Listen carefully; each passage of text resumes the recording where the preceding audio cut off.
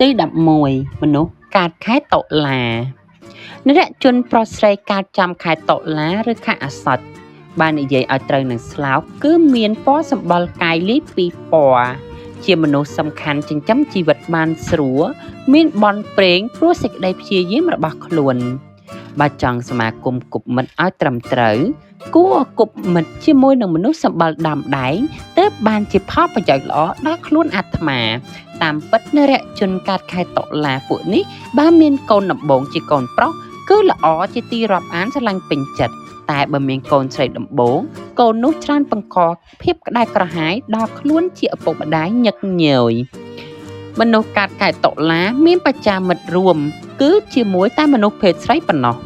ដោយសារមនុស្សភេទស្រីមានចិត្តឥតឆាឈ្នានីសមិនចេះអស់ឡើយមនុស្សកើតខែតុលាគូក្រងត្រូវបានសម្រស់និងមនុស្សសម្ដីរឹងទៅតឹងទឹះតែមនុស្សមាត់រឹងនេះមានគំនិតប្រាជ្ញាមានការគិតគូបានច្រើននាំមកនៅភោគល្អដល់មនុស្សកើតខែតុលាវិញទី11មនុស្សកើតខែតុលានរជនប្រុសស្រីកើតចំខែតុលាឬខែអាសត់បាននិយាយឲ្យត្រូវនឹងស្លោកគឺមានពណ៌សម្បុរកាយលាយពីរពណ៌ជាមនុស្សសំខាន់ចិញ្ចឹមជីវិតបានស្រួលមានបនប្រេងព្រោះសេចក្តីព្យាយាមរបស់ខ្លួនបើចង់សមាគមគប់មិត្តឲ្យត្រឹមត្រូវគួរគប់មិត្តជាមួយនឹងមនុស្សសម្បុរដំដែងទើបបានជាផលប្រយោជន៍ល្អដល់ខ្លួនអាត្មា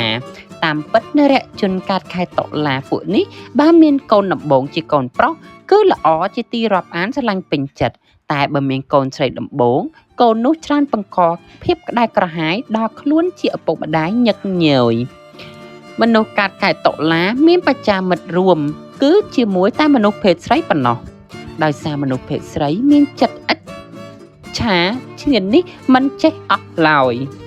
មនុស្សកើតខែតុលាគូក្រងត្រូវបានសម្រស់និងមនុស្សសម្ដីរឹងទៅតឹងទឹះតែមនុស្សមាត់រឹងនេះមានគំនិតប្រាជ្ញាមានការគិតគូបានច្រើននាំមកនៅភោគល្អដល់មនុស្សកើតខែតុលាវិញ